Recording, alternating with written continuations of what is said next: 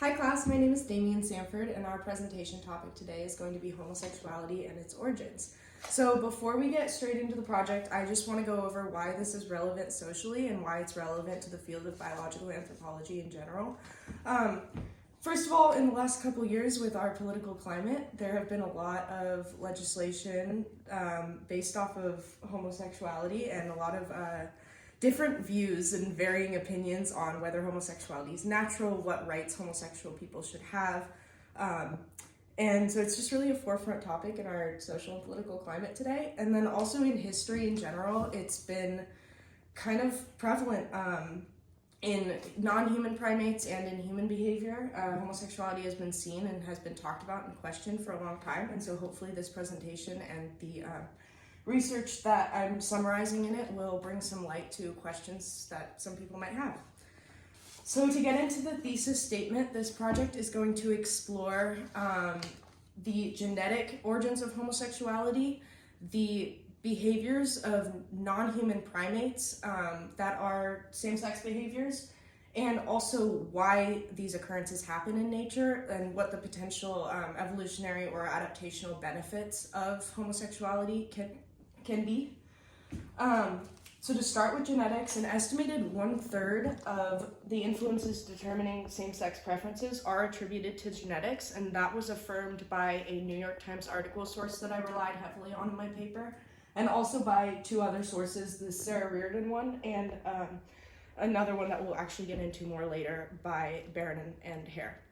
So we know that 1/3 of genetics, or 1/3 of the influences determining sexual preference are due to genetics, but we don't exactly know what those genetic factors are.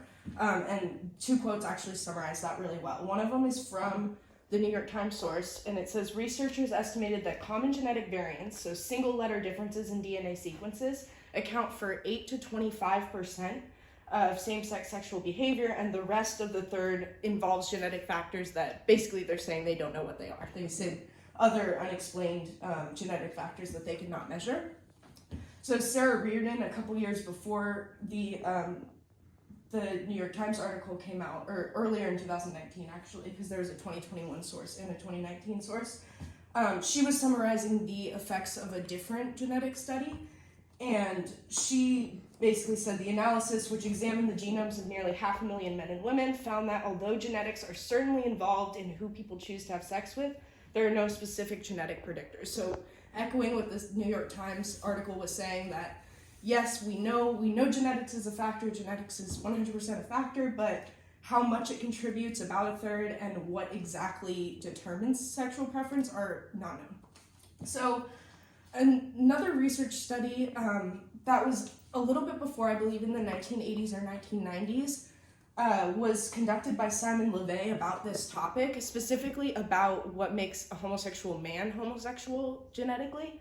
And this study's been discredited largely now for a number of reasons. The sample size was too small. He focused on just men and not women. He was a gay scientist, so many people thought that he was biased in his findings and he was presenting it in kind of a slanted way. But when the research first got presented, it was actually very well renowned and kind of widely known, and it should still be mentioned in this presentation, and I included it just because it was kind of the opening for people to go into this topic more and see how genetics and homosexuality connect more, so it was kind of like the door opener for that.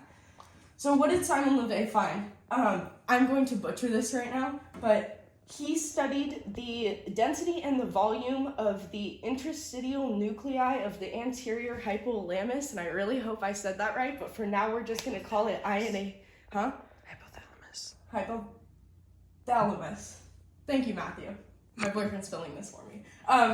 And we're just going to call it the INAH3 complex now because that's what they called it in the paper. That's much easier to say. So he studied a total of 35 homosexual or presumed homosexual men and only 6 women, and did not study any heterosexual men until later in the study, and no homosexual women. And so that was part of the reason why people were kind of upset with this study.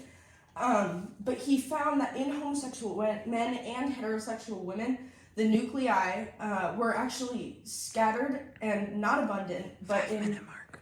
but in heterosexual men, they had an INH3 complex that was twice the size of the other groups, and Simon LeVay said that this suggested a biological difference between homosexual and heterosexual men specifically.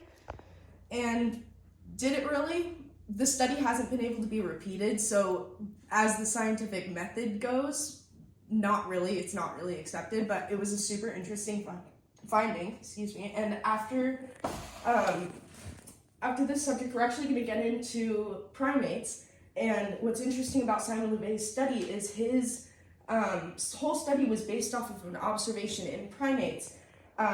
So basically the complex that he was studying, the INH3 complex, was found in primates when it was damaged to reduce heterosexual behavior but not sex drive altogether. So he was like, oh, well, if it decreases heterosexual behavior but not sex drive, then it has to contribute to homosexuality. And so that kind of made sense, and that was the basis. So studying primates was the basis for him to get into his human studies. And actually, to quote something from the actual class materials, the Got Culture article by Stanford, I think it was in the first or second chapter about primate study. When it comes to human practices, we should look to the intersections of our culture for clues about what has made us who we are. And to just explain why I went so into detail about primates and why I'm going to go into such detail about primates for this presentation. It's a good indicator. Non-human primates are our closest relatives evolutionarily, and it's a good indicator of the practices and the behaviors that humans have in life. So, and the source that I mentioned earlier, the Barron and Hare source, they go really extensively into this topic, including a discussion of primates and other animals that exhibit homosexual tendencies.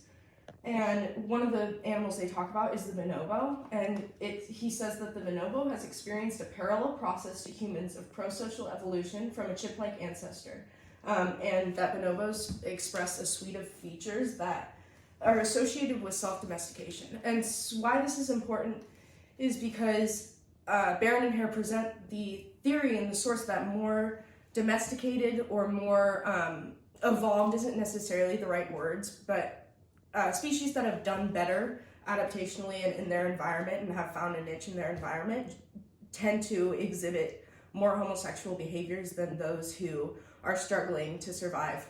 And my theory about it is just that the excess energy that they're able to gain from being evolutionarily successful, they're able to put it into something that may not be as essential, which is homosexual behavior, but still benefits their society as a whole. To mention this is a little awkward, but the actual physical homosexual behaviors that are seen in primate species actually kind of go with human homosexual sex, the general definition of it. These include mounting and hindquarter presentation, thrusting or sexual motion, and just the idea that this has been observed between all sexes, male to female, female to male, male to female, etc. And yeah, so just that non-human primates experience homosexuality. There are certain benefits for it, which we'll get into in a second, but just making sure that everyone knows that this is a natural occurrence. This is something that happens in nature often. This is not something that people choose or come up with, and that's kind of a good point in this presentation. So lastly, let's get into why homosexual behavior happens. Why is it a thing in nature? It's unlikely that homosexuality is just a random occurrence because it shows up so prevalently in society that it more likely has an evolutionary advantage. And a source here explains that. It's unlikely that it's strictly due to a random occurrence in gene pattern, and more likely there's a specific evolutionary advantage to homosexuality. So what is that? Homosexual behavior deepens social bonds, cooperation, and group cohesion. It contributes to stress reduction and an increase in pleasure and a general decrease in violence in society in general. And further studies of behavior involving a much broader range of species revealed that same-sex interactions occur in a variety of contexts, so you can greet someone socially more, non-human primate type of things. You can greet someone socially with homosexual behavior, and it also occurs during reconciliation after aggression, so trying to lower aggression and lower violence in a society. So lastly, evolution likes what makes us fit. It makes organisms not only seek food but enjoy it. For organisms reinforced by eating are more likely to eat than competitors who are not. So there's a source that said this, and how this relates to homosexual behavior is if a human or a non-human primate is programmed to, by their genetics, to act homosexually or involve themselves in same-sex behavior, it's more likely that they'll actually have heterosexual sex and get enjoyment out of sex. So like we're programmed to like eating, we're programmed to like all sexual behavior, just because it makes us feel good, and it makes us more likely to reproduce and to go towards our goal as a species in general, even though that seems counterintuitive because homosexual behavior itself doesn't exhibit offspring. But altogether it comes around and actually makes you more likely to engage in heterosexual behavior and further the species based off of that. So let's get into our conclusion. Same-sex behavior is a natural evolutionary development that has been recognized in non-human primates and humans and has sensibly theorized adaptational benefit. And that's about the whole presentation. I hope that you guys understand why this is important to society in general and what this says about homosexuality, and we'll be able to educate people further on that in the future. Thank you guys so much for listening.